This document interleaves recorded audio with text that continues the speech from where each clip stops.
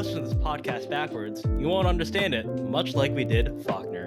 Hello, welcome to Not Just Any Book Club. We're doing Faulkner today, or this episode, whenever you're listening to this.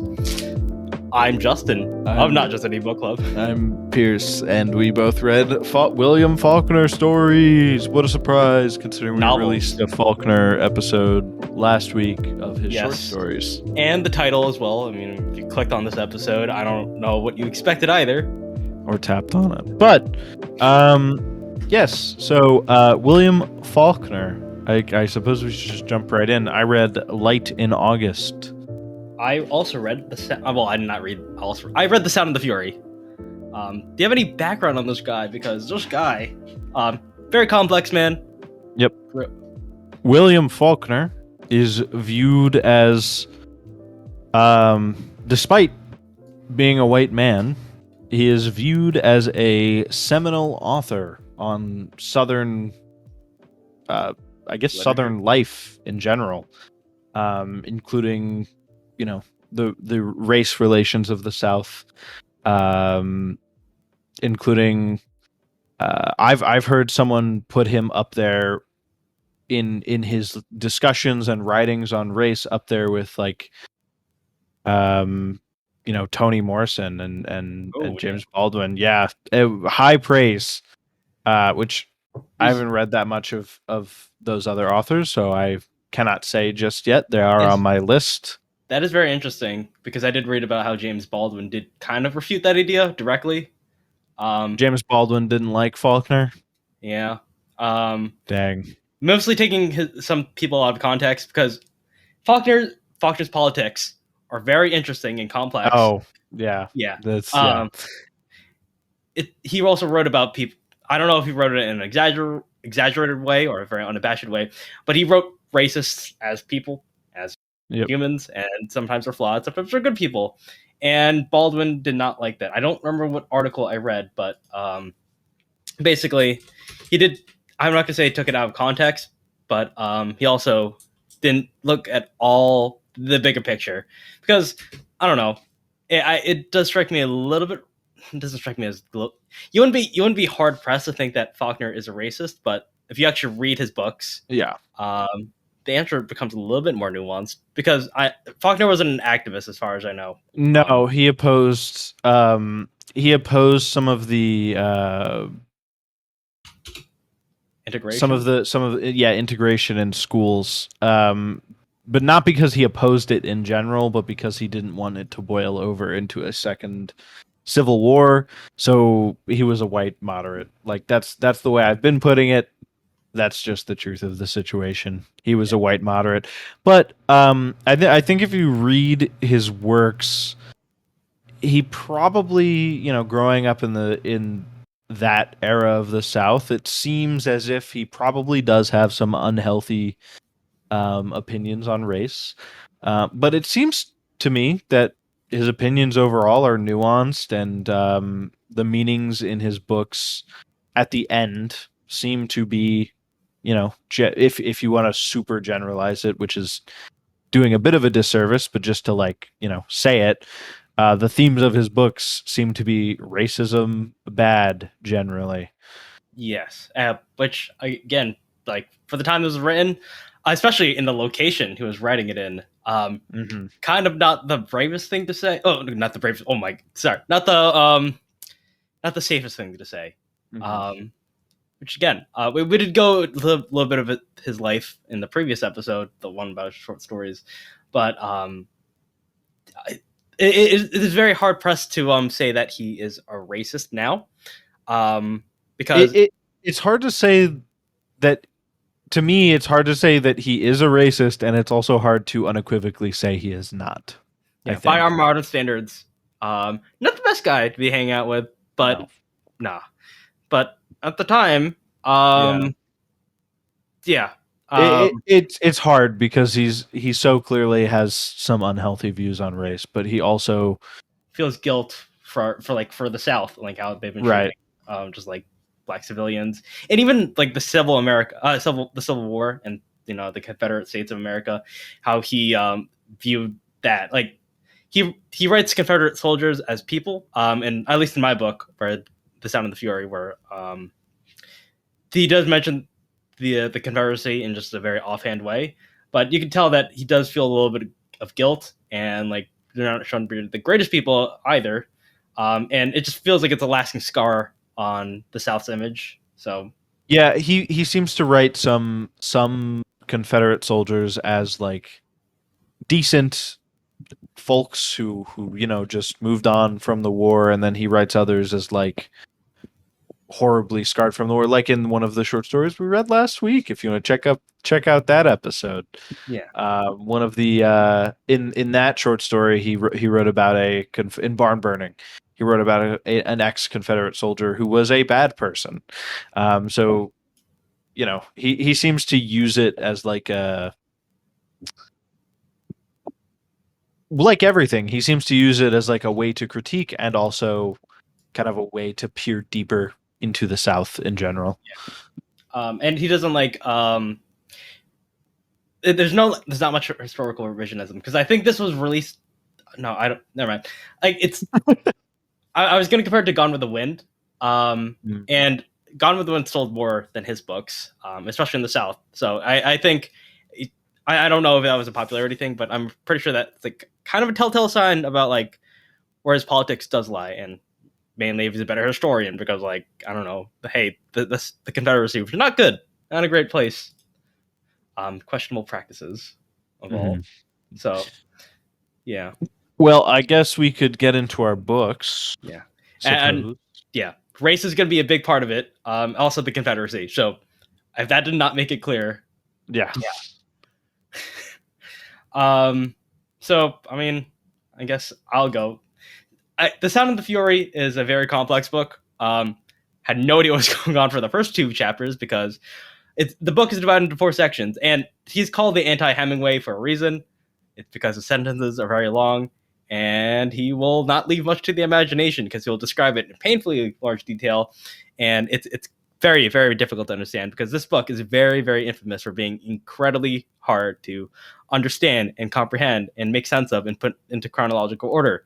Because I will say, though, when he did leave something to the imagination, it made it very striking and very interesting when he decided to, because it's clearly a very specific decision to do that at that point. Yes.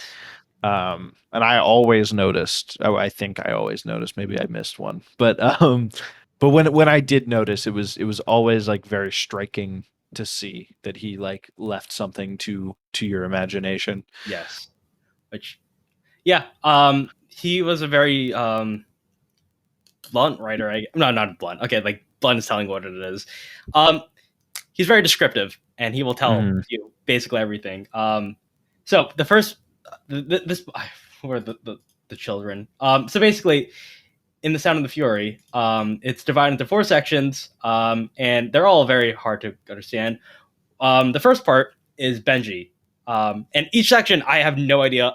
I deliberately made an attempt not to look up anything about it, because I knew this book was confusing going in and told out of order. So I thought it'd be like Pulp Fiction, where I can try to piece it all together myself. No luck in that, because I had no idea what was going on, especially with Benji, because Benji is a mentally disabled person, and he's being taken care of by the family, and you think you're going to make sense of it, but it jumps forward and back in time, because like the slightest smell or touch will just immediately just like send him back forward in time or back in time through memories. And I did try to look up what was going on, because apparently there's a big thing that happens with Benji doing something very inappropriate with another woman. That part just went over my head, because I don't know what's going on. But it's times like this where Faulkner does show like how interesting he is of a writer, because even though I may not have understood everything, I really like the cadence and like had the rhythm of the sentences, because this is all in stream of consciousness, and he basically just writes in a very, very long, unbroken sentence that goes on for several pages. He does have the world record for the longest sentence in English literature, and this was meant written deliberately to confuse the reader, just as much as Benji is in his point of life, where he has no idea what's going on, or really very little idea what's going on, and his mind just goes back and forth. So, yeah, the second part of the book is Quentin Compton, who appears in another book, Absalom. Um, Even though it goes to Harvard, this part of the section is very hard to understand because it goes into the stream of consciousness, and it will go on tangents. You'll not understand what's going on, and apparently, this part of the book is about incest. Because he has a thing for his sister. His sister, who is very promiscuous, and he tries to put an end to it, but he won't listen, and it drives him crazy, and he tries to start talking to other people, other women, trying to get his mind off his sister, and eventually just drives him to commit suicide. Which is not that big spoiler because it could happen in the beginning or the end of the story. Who knows? Very hard to understand. But again, same thing with Benji. It's very interesting to just try to comprehend it, even though it doesn't make much sense. Like first reading it through, looking back on it, I think it is interesting to read. Part 3 is probably my least favorite section, as in it's probably one of the most vile characters I've read in fiction. Jason Compson, who is just a racist, misogynistic jerk who blames everybody else for his problems, and he's just a very nasty person. It's just, yeah, he starts like not attacking his family, but like actually kind of hitting them. It's also just very frustrating to read because one, it does try to recap what happened in the first 2 chapters, which I was not able to really comprehend. And I don't know. This is the first time it's narrated in linear fashion, and I don't know.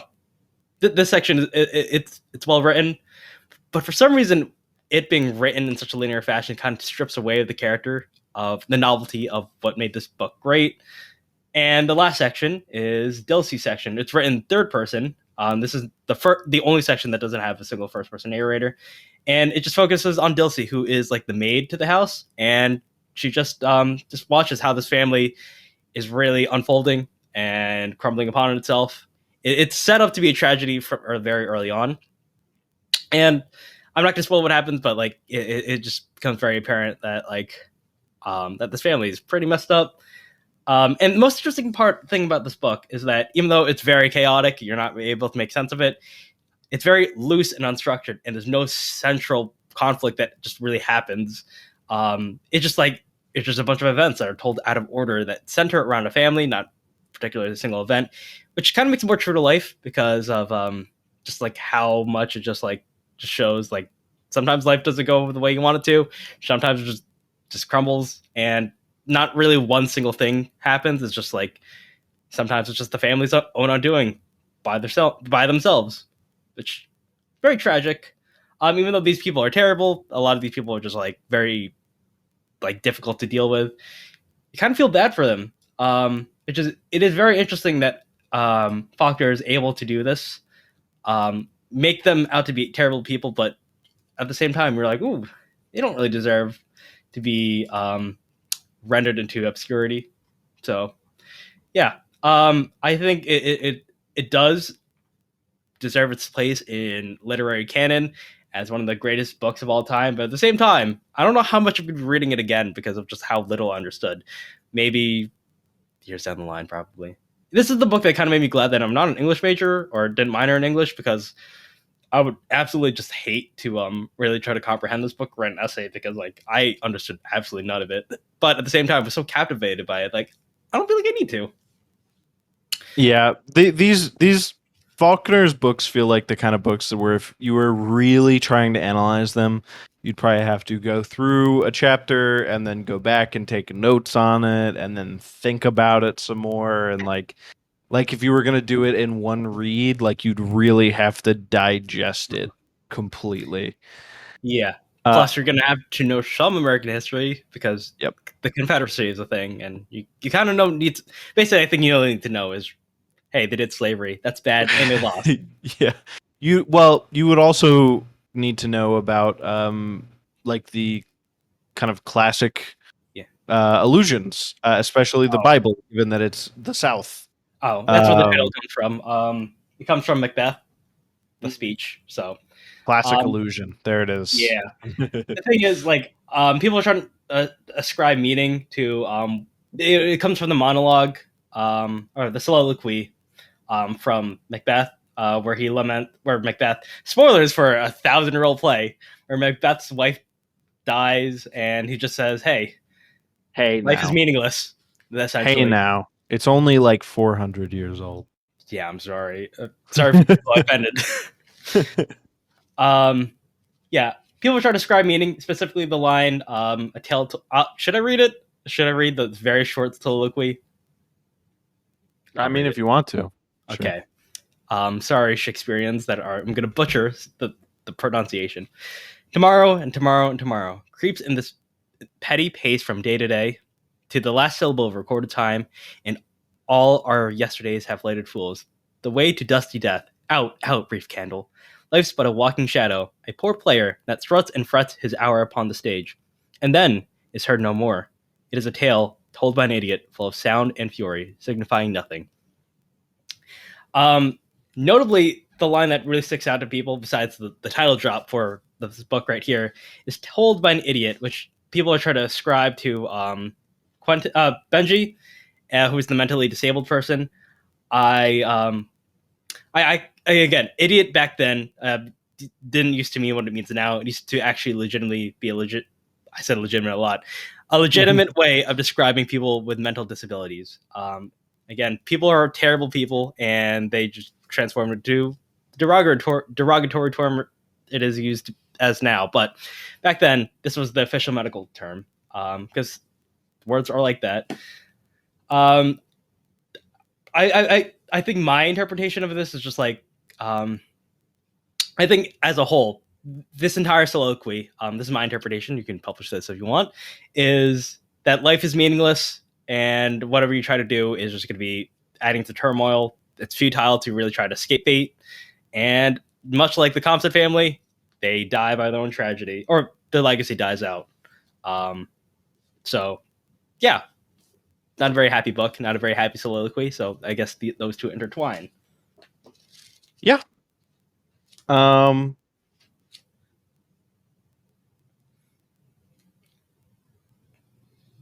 honestly not really sure what to say. It's a lot to digest with Faulkner, just at all times. Very dense. Anytime you talk about a work of Faulkner, it's very much like you just get lost in it. Yes. He again. Pierce, one of Pierce's favorite authors is Hemingway, and he also likes Faulkner, but like you cannot compare the two because they are completely different. As in, well, you can, as to contrast them, because that's the they were writing in the same literary era. They were both modernist writers. Yeah, which is why they're very. Which is why we can do Team Hemingway and Team Faulkner. I know I've been a Hemingway hater before, but honestly, Faulkner made me appreciate the simplicity of Hemingway even more. So, wow, thanks you, Faulkner. Okay. I mean, I guess on to mine, right? Yeah. I don't really have much to say, just because I lost. Guarantee yours is very much a tragedy, and it has a very sad ending, doesn't it? I'm not wrong. Yes. I mean, yeah, no, yes, kind of. Depends on which character you're looking at.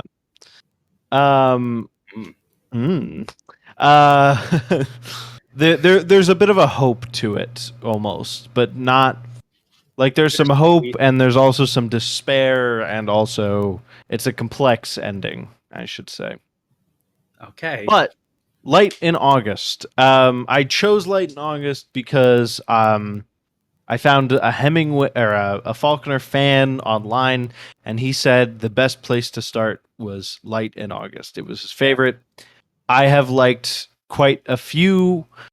The modernist era is probably my favorite era of all the books that I've read. I've enjoyed the most, and I've read the most of authors from the modernist era.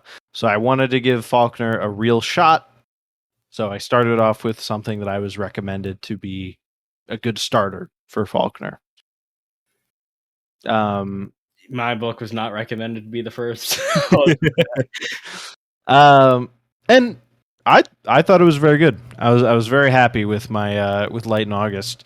Um, Still very dense, just as dense as yours. But we open in Light in August. We open with a woman, a pregnant woman named Lena Grove, who is traveling, and she's made it all the way from Alabama to try and find the father of her unborn child.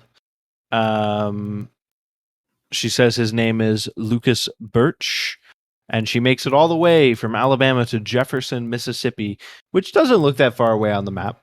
You know, middle. We don't. Jefferson is fictionalized, but like we'll say like middle of Mississippi versus like middle of Alabama.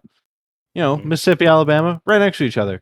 But she's been walking and hitchhiking, and she's pregnant, and she doesn't like wearing shoes apparently while she's walking, so she's been barefoot the whole time.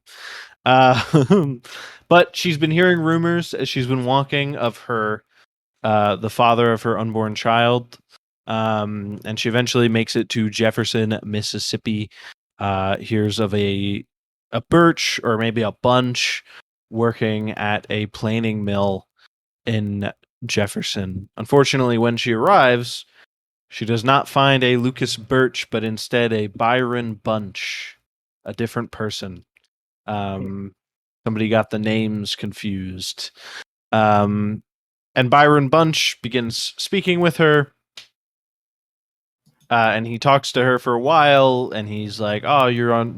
He finds out what she's doing, how far she's come, and he agrees to like help her get settled here for a while she looks for, her what she hopes to be her husband soon, because Lucas told her that he would get a job and then call for her when he's settled, but he hasn't called, so she's gone out looking for him. But as they're talking, Byron realizes that the man that she describes as Lucas Birch is actually a man who has introduced himself to the town when he moved there as Joe Brown. He has a little scar on his lip that he recognizes when she describes him. And this revelation, he's like almost shocked because Joe Brown is not exactly like a dashing man. He's kind of dumb, and he's I think the perception of him is that he's like always on the run, just trying to like get money and like not have any real responsibility. Like he's that kind of a person. That's the local perception of him in the town. But he's been working at the planing mill with Byron, as well as another man who's moved into town named Joe Christmas. Now the reason why Byron doesn't immediately go introduce her to this Joe Brown is because Joe Brown has gotten mixed up with Joe Christmas, in a bit of some shady business, some bootlegging. Okay. And so they've been bootlegging. They've been working together. Joe Christmas bought himself a car, and they've been riding around town selling some kind of alcohol. I forget. And I'm trying to tell as many details as possible while also making it interesting. I don't know if you could tell. But Byron is extremely worried about telling Lena about what's going on with her husband to be, especially because, as is revealed to us, he's mixed up in a bit of a murder. Oh. So as we hear, apparently the house that Joe Brown and Joe Christmas were staying near, it burned down, and the woman who was letting them stay like on her land, on her property in like a shed, was found dead inside before the house completely burned down. because Joe Brown was hanging about and he was like, "No, officer, don't go. I already checked up the stairs. There's nothing up there. Don't go up there." And the police officer wasn't going to go up there. But Joe Brown was like, "No, don't. I already went up there. Don't worry about it." And so he tipped him off and the police officer went up and found the dead body. After we find out all this information, we jump into a second plot thread, and I was very confused. There's a huge time jump, and then we learn about Joe Christmas's backstory, pretty much. Up to this point, everyone has basically called him like a foreigner. That he seems like a foreigner, like he's got some weird mannerisms, and like he looks a little bit different. People think it's a little weird. Turns out, possibly, we don't know for a fact. It's never told. He may be part white, part black. He may be a mixed man, a mixed person. And we learn about his backstory basically like from childhood, from the orphanage he's in, into his foster home with a strict Presbyterian or just Protestant? Presbyterian. Yeah. Father who, tries to teach him the value of work and God and all this, and he's very strict, and Joe Christmas doesn't like him very much. Joe Christmas gets mixed up in some things, and his father goes a little off the wire, and he murders his father. And then we get this kind of like he's on the run thing, and he's like, he tells some people that he's black and some people that he's white. At one point he tells his lover that he's black, and she kind of laughs it off, like not believing it, or that he has some black blood. Whenever I say black, Faulkner uses a different word. Oh no, it's the South. He tells his girlfriend at the time that he's got some like black blood, and she's like, "Oh, haha, no, you don't. That's stupid, haha." And then after he kills his father in front of her, she's like, "No, get away from me, black person. He told me he's part black. What a weirdo." And her like family beats him up basically and leaves him like on the ground as they're all like on the run because he killed his like dad next to while he was out with his girlfriend. Anyhow, so we get this whole backstory of him. There's even more to it beyond that, actually. Like that is the whole middle section of the book is Joe Christmas's backstory. And I was so lost when it first started, because it starts off like we're going along the story of like Lena and Joe Brown and Joe Christmas, and then we find out that like Joe Christmas and Joe Brown are mixed up in this whole murder thing, and Joe Brown is working with like the sheriffs because there was like $1,000 reward put on Joe Christmas's head because he's on the run, and Joe Brown's like, "Oh, I gotta get that reward," and everybody expects him to like bail as soon as he gets the reward. But the sheriffs are locking him up every night because they want to keep their like only witness in town. So they're like locking him up every night in the jail and then taking him out to hunt Joe Christmas.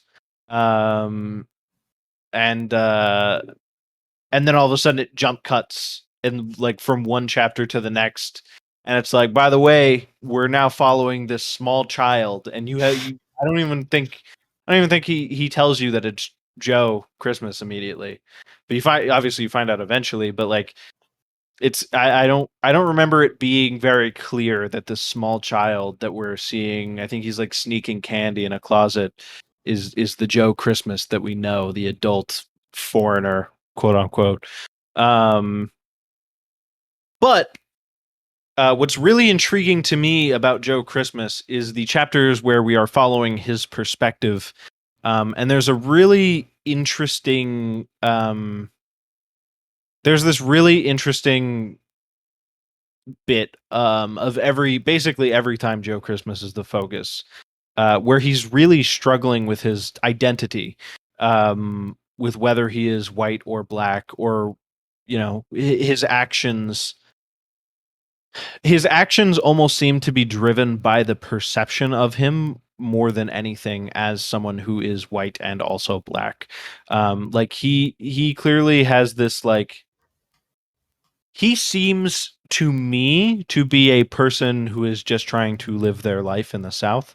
And then every once in a while, it almost seems like Faulkner is telling us, like, Joe Christmas is being driven not by the person that he is trying to be or that he wants to be or that he is, but instead by the perception of him as a black man in the South or a white man in the South.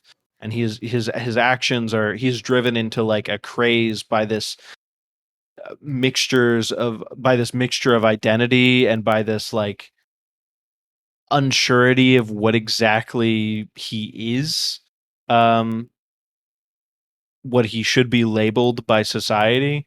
He's driven into these crazes, and he's kind of driven into the perception of the South as of like black people as like murderers, and they come to your town, they burn your churches, and you know what I mean? Mm-hmm. Like this perception of black Southerners as like criminals, basically.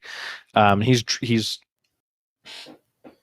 yeah. I think the part of this story that is so ahead of its time more than anything else is the focus on the identity of um of Joe Christmas, and the focus on his struggle with identity, his struggle with what society looks at him as.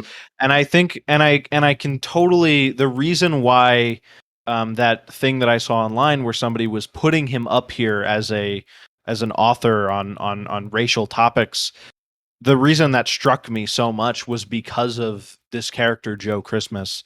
And again, I at least I read, like I said, I love modernist authors. I have not read a modernist author yet, especially not a white one, who has such a almost modern as in like contemporary view on racial identity. It's interesting. Yeah, it's forward thinking for the time. It was very intriguing to read this, like, I wasn't expecting it, basically. Yeah.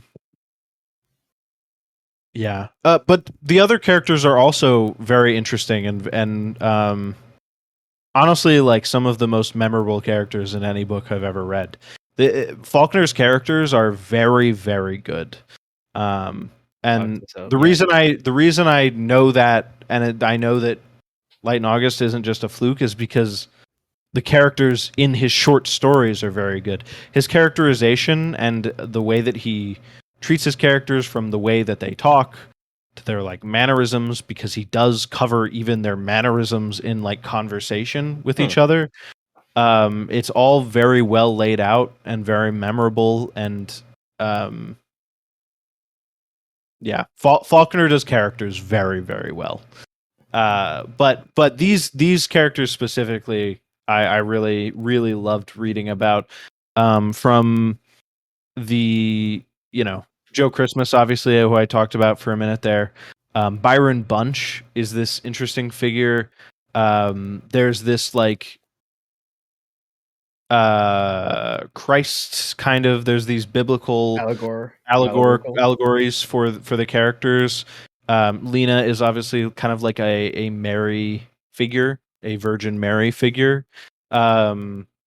Also kind of turned on its head because she's specifically looked at in a negative light because she's not a virgin in the South. The poor Southerners kind of look at her in this negative light, but throughout the whole story, they're unable to not help her, right? Like, especially the women, for whatever reason. Women are, I guess there's something Faulkner is trying to say, that women are in tune to something that men are not, because the women are less trusting of Lena than even the men, but everyone even the women relent to helping her eventually, which I think is really interesting. And then Byron is this, I mean, kind of a Joseph figure. He falls in love with Lena eventually over time, and he is like distraught because he knows who the real father is, and the real father is like a lying scumbag, pretty much. Just like he runs from responsibility, and he's like terrible for her, and he's not going to marry her. There's no way. He knows it. But she holds on to hope. And she sticks around, and she's, waiting until this business that Byron is telling her that he's caught up in is done with, so that they can meet and they can get married. And these characters, even like some of the side characters, like there is a what is it called? Not a priest, a reverend. The reverend that Byron speaks to a lot, Reverend H. What is his name? Call him the Reverend for now. Reverend Hightower. I think he's a minister. No, wait, former minister. No, that is right. I don't know. Yes, it is Reverend Hightower. He is this really interesting character who is labeled on this website that I just looked up his name on as a major character, which he is a major character. He's around a lot, but he's like a side major character, I think. Anyways, even he's like very, very intriguing and has like a role to play as like kind of a mentor to Byron. I don't know. There's this like web of all these characters that kind of fits together in this really interesting way. And then we take that step back that I talked about to learn about Joe Christmas's backstory, and then we come back into the story to kind of see what Joe's dealing with. And I won't talk too much about what happens after we get like Joe's backstory, because I remember getting invested, and then in the beginning, and then it was kind of weird because of the time jump, and then getting invested in Joe's backstory, and then as I got invested in Joe Christmas's backstory, then he just had me for the rest of the book. That's interesting, and you were able to understand it without much help. Yeah, without much help. Like I said, there were confusing times, like especially time jump, but yeah, I would say I was able to follow along. Now, of course, there if I actually wanted to think about what everything meant, then it was a whole web of confusion. But to actually follow the plot, I actually didn't have too many problems. But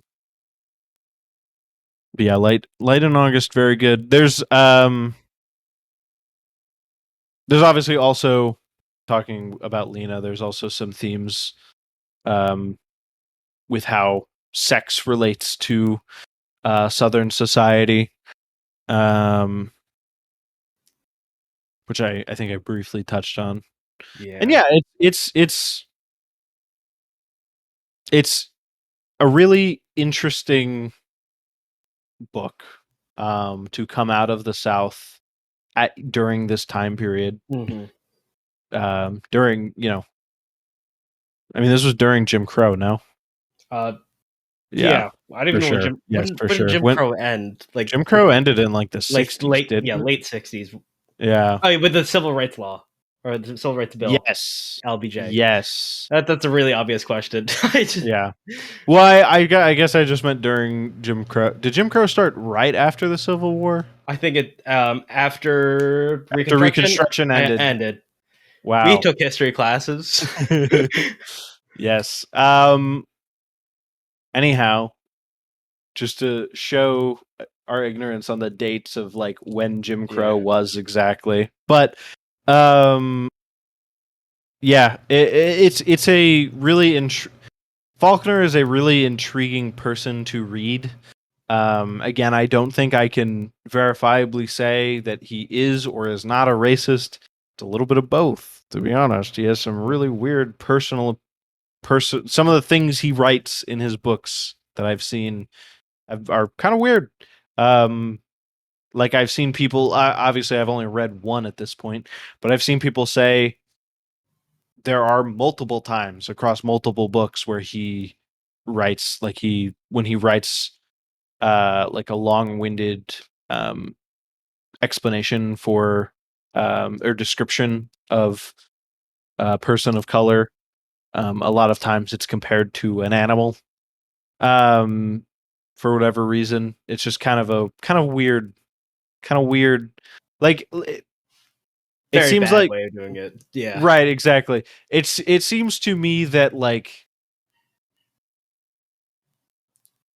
Faulkner might be personally bigoted, but he seems to be against like Sympathetic. Yeah. yeah, he seems to be against like societal injustices. Yeah.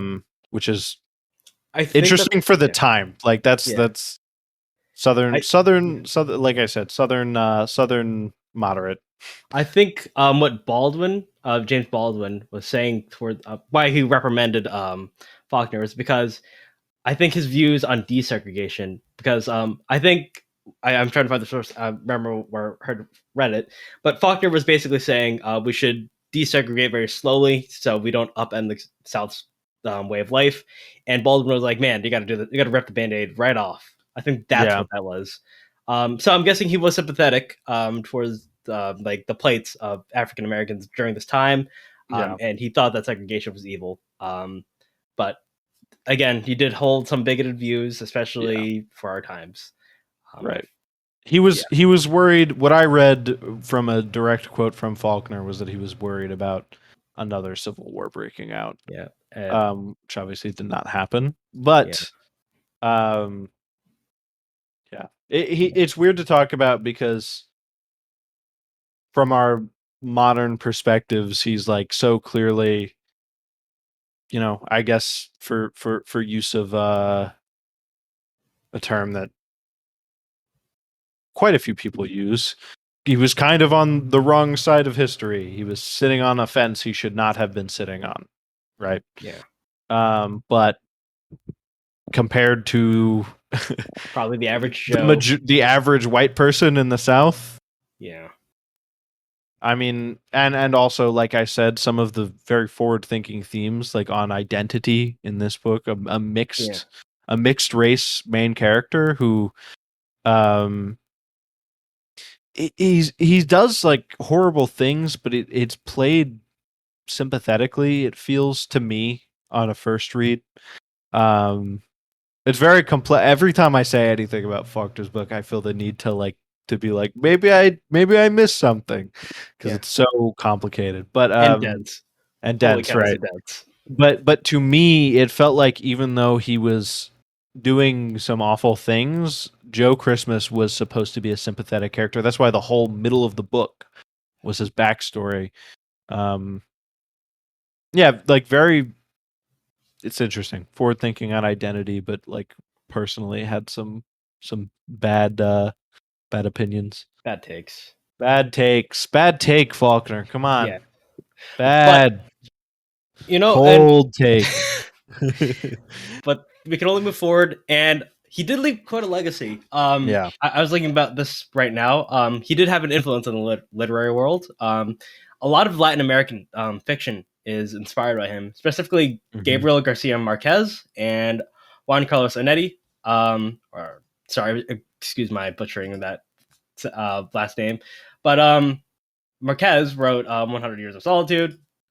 It's very much inspired by the name of this county that we were very much avoiding, whatever that fictional county was. I don't know how to say it. The fictional county that Faulkner sets his work in. You can look it up and tell us how you pronounce it. Yeah, it starts with a Y, and no easy word starts with Y. It's like it looks like a Native American word. Yeah, that's probably it. Yeah. But, yeah. And he's also inspired the French novelist Claude Simon. Who is he? I don't know. He's probably famous. the Portuguese novelist Antonio Lobo Antunes. Never read him in his book, but apparently he's famous. And most importantly, Cormac McCarthy, who's been described as a disciple of Faulkner. Now, that's an interesting thing because I think one of the first books I read for this podcast was Blood Meridian, which was by Cormac McCarthy, which I've actually labeled as one of my least favorite books of all time. But after reading Faulkner and becoming a more, reader of more complex works, I don't like to give that book that label anymore. You might give Cormac McCarthy another shot, is what you're saying?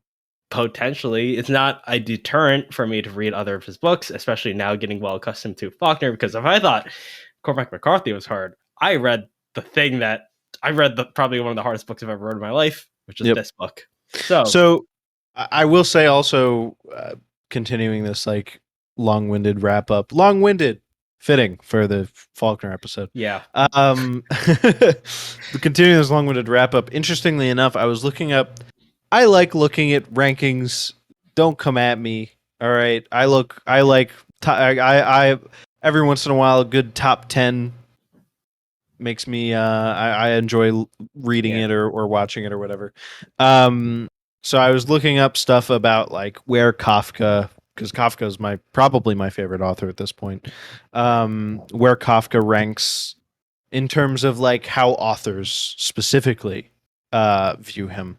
And I found a list in the Atlantic of like rankings of works and authors, ranked by like over 100 authors. They ranked works and authors. Number 7 of the top 10 works of the 20th century on their list, The Sound and the Fury by William Faulkner. Scrolling down, the top 10 authors by numbers of books selected to be on their like lists. Obviously, number 1, William Shakespeare. Obvious. Tied for second with one Henry James, William Faulkner with 6 works. Holy cow. Tied for third, alongside a lot of names, which I'll read in a second, Franz Kafka with 5 works. This list is pretty solid. It is. So the tied for third alongside Kafka, Jane Austen, Dickens, Dostoevsky, and Hemingway. Wow. Yeah. And then there's like 4 authors tied for. It says 9th, but it's technically 4th because it was like 4 places with a bunch of ties. Mark Twain, Nabokov, Thomas Mann. Thomas Mann, that's another German author. James Joyce and Virginia Woolf, all with 4 works listed. These are all authors I recognize. Yeah. I've not read all of them, but I plan on reading them. Yes. So. But anyway, point is like, I gotta give Faulkner a chance, I guess. Like he's so well loved by critics. Or not, I guess, yeah. Well respected by critics. Well respected, I should say. Because I would imagine some people have differing opinions on him based off of how much they value whether or not, what side he was on during the integration of schools and stuff. Because I believe that's like his main thing, the main detraction from him that I've seen online is his like stuff during the integration of schools, the end of segregation. Yeah. Obviously there are some other things that he said, but just like that's the main like big event where people were like, he should have been for desegregating, full stop. Which, hindsight's 2020. Don't blame him. Well, I mean, we do blame him. You do blame him, but we're doing the thing that we did at the end of the short stories where we're like, yeah, he was a racist, but like he also had some good opinions on race alongside the bad ones. So like pick through them and find the good ones. And I haven't read any really bad opinions in the stories outside of those descriptions that I saw somebody point out. There's probably one, but we haven't heard about it. There probably is, but I haven't read it or heard about it. And we'll try not to. Yeah. But yeah, no, like, give Faulkner a chance. The stories are great. They're well liked, critically acclaimed. Have Faulkner under your literary belt, basically. Exactly. Good to dive into.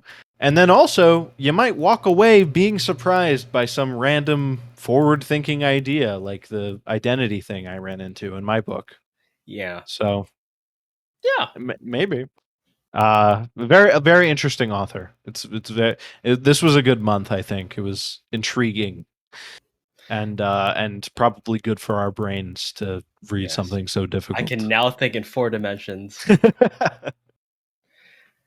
And speaking of 4 dimensions, what is the next month's theme? Oh, next month is someone who was on that top 10 authors list. Yes, and is also an adjective.